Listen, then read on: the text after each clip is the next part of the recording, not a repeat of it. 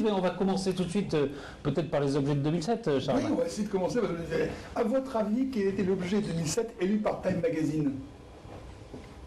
Bah, bien, on voulait pas le dire, voilà, sinon ça faisait un peu téléphoner. Mais qu'est-ce que ça peut être? Quel succès! Ça faisait un peu téléphoner quand même. 1,3 million d'exemplaires vendus. Bon, en Europe, ça marche un peu moins bien, que ce soit en France, en Allemagne, en Angleterre. C'est plus cher déjà. D'abord, c'est plus cher, mais aussi parce qu'il faut donner un peu de notion technologique. Les réseaux GSM aux États-Unis sont principalement, pour la plupart, des réseaux 2G, deuxième génération. 2G5 avec l'Edge. Donc relativement lent. En Europe, on a fait la 3G. Et même la 3G5. On est plus malin alors. Donc on va plus vite.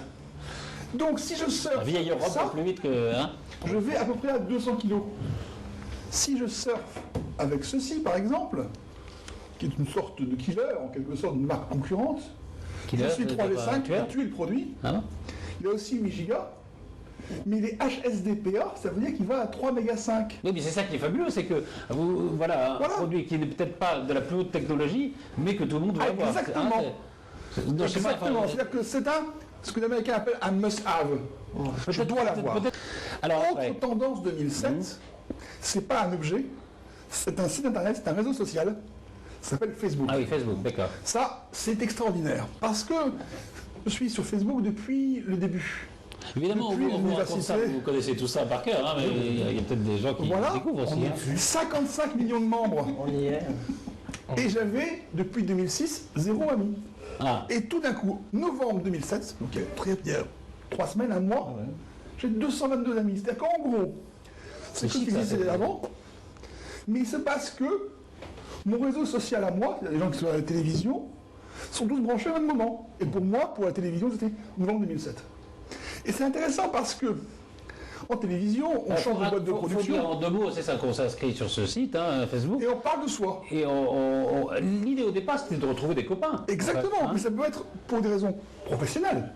Voilà ce que je fais, voilà ce que j'ai fait, voici mes travaux. Pour des raisons amicales, tiens, je vais voir mes amis manger une pizza.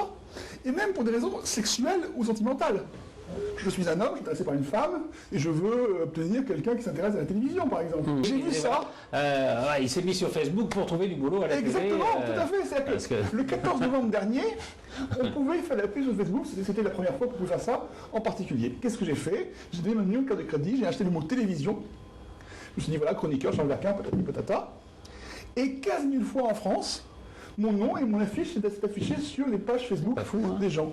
On rentre quand même dans la vie privée là. Oui, complètement. Il y a eu un truc qui était fait sauf ceux qui jouent avec et qui sont. Enfin, ceux qui jouent avec. Mais il y a un truc qu'on appelle sur Facebook qu'on appelle Beacon. Ça marchait que pour le marché américain. Si vous étiez inscrit à Beacon, Beacon ça veut dire en gros une sorte de phare. Vous pouviez indiquer à vos amis de Facebook, donc ça pouvait être 200, 300, 400, 500 personnes, ce que vous achetiez. Donc vous alliez sur un site de vente de livres et vous avez acheté tel livre. Vous alliez sur un site de vente de DVD ou de VOD, vous avez vu tel film. Mais le problème, c'est que il n'y avait pas un opt-in, c'est un opt-out. C'est-à-dire que vous deviez dire si vous ne souhaitez pas que ça passe. Et par conséquent, si vous ne faites rien, ça passait. Et donc, un Américain s'est retrouvé à savoir le cadeau que sa copine voulait lui faire pour son anniversaire, ce qui est un peu con. C'est plus grave. Supposons que vous achetiez un livre qui s'appelle Comment vivre avec le sida, et que 5000 personnes savent que vous avez acheté ça, c'est un peu gênant. Et donc, le créateur, Mark Zuckerberg, a arrêté Beacon et s'est excusé auprès des membres de Facebook. Facebook, c'est un move, maintenant. Le dictionnaire anglais, Merriam-Webster, qui est le dictionnaire équivalent de Larousse ou de Littré ou de Robert en France, a pris tout Facebook, comme on a fait tout Google. Ça veut dire, je passe sur Facebook et je sais si vous êtes mes amis ou pas. Et, cette année aussi, est arrivé le premier mot contenant des chiffres W, 0, 0, T. C'est un mot anglais, reconnu par Merriam-Webster, donc un mot officiel, qui est le premier mot à ma connaissance du langage SMS. C'est-à-dire qu'un mot qui contient des lettres et des chiffres. Ça veut dire, we own the other team, on a battu, on a possédé l'autre équipe, on a gagné, hurrah. Mais pourquoi vous dites que c'est des zéros, c'est peut-être des hauts? Je peux vous assurer que ce sont des zéros. Pourquoi? Parce qu'aux États-Unis, quand on fait un SMS, etc. Mais foot, vous pouvez écrire F2-0. Oui, mais je ne sais plus pourquoi. Nous, en France, quand on fait un SMS, on a lettre, lettre, chiffre. Alors qu'aux États-Unis, on a souvent chiffre, lettre, lettre. Donc il est plus facile de taper le 0. Même avec l'iPhone. Par exemple. Qu'est-ce que je veux dire d'autre? Autre chose. 2007. Pas de l'année 2008, non? Non. L'année 2007, Dernière. c'est quand même dire que les jeux vidéo ont dépassé le ghetto. 2006, les jeux vidéo, c'était pour des hommes principalement, adolescents ou post-adolescents. Eh bien, grâce à des jeux comme la gym des yeux, pour apprendre à éduquer son œil, Ah oui. Mmh. ou la gym des cerveaux, Les mémoires. il y a aussi Non, non, ouais. apprendre, comment dire, apprendre l'anglais, etc. On peut acheter des consoles de jeux, soit des petites consoles portables, soit des consoles visuelles, Pour travailler la pour mémoire. travailler la mémoire, ou même faire du sport. Donc pour les gens Il plutôt y a âgés. des selling fitness. Et ça veut dire que des femmes de 50 ans, des hommes de 60 ans, vont faire ça. Et ça, c'est une vraie tendance 2007. Est-ce que ça va être, pardon, hein, un grand marché C'est la chez- première fois que ça réconcilie les générations en tous les cas, des jeux pareils. Ouais. Que les enfants, que les parents, que les grands-parents. Tout le monde peut aussi mettre. et tout le monde joue Oui, parce que c'est avec ludique. le fameux C'est un voiture jour. japonais. Quoi. On m'avait dit que je pouvais offrir une console de jeu à ma mère. Jamais fait. Oui, elle non plus. Elle non plus. Et pourtant, pour Noël. Et vous l'avez fait. Ah, Et ça, et ça- J'ai vu un article dans un journal qui parlait d'un jeu vidéo où on apprend, enfin, il y a une petite caméra Oui. et vous apprenez à avoir des belles mimiques Absolument. pour avoir une meilleure photogénie. Tout à fait. Hein, c'est assez intéressant. C'est le Japon, ça se développe pour être. Voilà, on C'est s'entraîne, pas beau, quoi. faire des moules, on teste, et puis on vous donne des conseils, baisse un peu ton sourcil, nanana, et puis en fait c'est du coaching en modeling. Ouais. Ça c'est intéressant. drôle. C'est du Miss Barbie. Mais ce que je veux dire, c'est que le jeu vidéo a dépassé la frontière de l'adolescence. Maintenant, je vais me lancer, je vais On fait parler une de génération. 2008. Allez, allez-y. Ça, peut-être que j'ai tort. Vous allez me dire le contraire, je dirais On verra. bravo. On verra ça l'année prochaine. Je pense que 2008 sera geek, ne sera pas.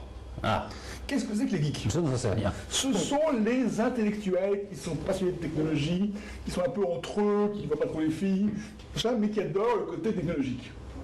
Eh bien, il y a une société qui s'appelle Google, qui a inventé un adjectif qui s'appelle Googlitude. C'est d'être Google. Et qu'est-ce qu'on a sur son bureau? Une belle lave-lampe des 70. Il y a 25 000 employés chez Google qui ont chacun leur lave-lampe. Et il est recommandé de la lave-lampe, c'est des lampes avec des espèces de lave. C'est-à-dire qu'en gros, on voit des choses de l'huile. Psychédélique. C'est les années psychédélique. 70. Ouais. Et donc ça, il y a plus en plus de cette société. Si, maintenant que vous me Voilà. dites. oui. Et donc, il est recommandé un truc d'avoir 2008. des objets geeks chez soi. etc. D'accord. Donc, Alors, le il geek y a ne se quoi? cache plus. Voilà un t-shirt. Si, je l'allume. Laissez-moi quelques petits instants. Ah pour oui, l'allumer. on peut faire des Rappelez-vous trucs. de Pong. Pong, c'était ce magnifique jeu, le premier jeu vidéo, Ah, ça, c'est mignon, 73. ça. Et là, vous avez des LED. Ah, on n'était pas nés, nous. Ah, mais non, je suis vieux. En 73, j'avais 6 ans et j'étais vraiment très content de jouer à ça. On était à 1 franc à la machine. Ça, par Je jouais à exemple, c'est Pong. des choses que vous avez pu conseiller dans enfin, l'introduction de la technologie dans le vêtement. Ah oui, bien sûr, c'est une tendance de fond qui est assez ancienne et qui se développe considérablement. C'est assez ancien, en fait. Oui, la nouveauté, c'est qu'elle se voit de moins en moins, la technologie. C'est ça qui est l'intérêt de la chose aussi. Bien entendu. Et là, elle se voit un peu, vous voulez dire. Bah, là, ça... Théâtralisation. Là, c'est une Absolument. théâtralisation, ouais. Ouais, Bien c'est entendu, bon, mon c'est- téléphone, j'avais vu, mais- Je suis techno. Ah oui, c'est ça, oui, c'est bon, je vais vous montrer que je suis techno si je porte ça. D'accord. Bien que mon téléphone a son potentiel associé, donc le siège de bureau, pour le téléphone. Ça, c'est indispensable. Enfin, on trouve une utilité à ces mini-sièges. Exactement. Voilà. Les petits fauteuils Gims, Je crois que ça glisse, non? Un peu, ouais. Sinon, on va arrêter de fumer. Mais le problème, c'est qu'on va arrêter de fumer, il faut ça. On va avoir ceci qui est un briquet. Mais oh, regardez, c'est aussi une clé USB. Ah oui. Donc, Ça, ils sont pas très malins parce que vous avez raison, on va arrêter de fumer. Donc, non, mais après, pour fêter les succès, il va falloir D'accord. mettre des bougies, des choses comme ça. Et enfin, pour finir, je veux dire que maintenant, vous voyez que les USB, c'est bien, mais là, on parle de nourriture avec Yomi. Regardez, celles-là sont à la fraise, à l'orange, au citron.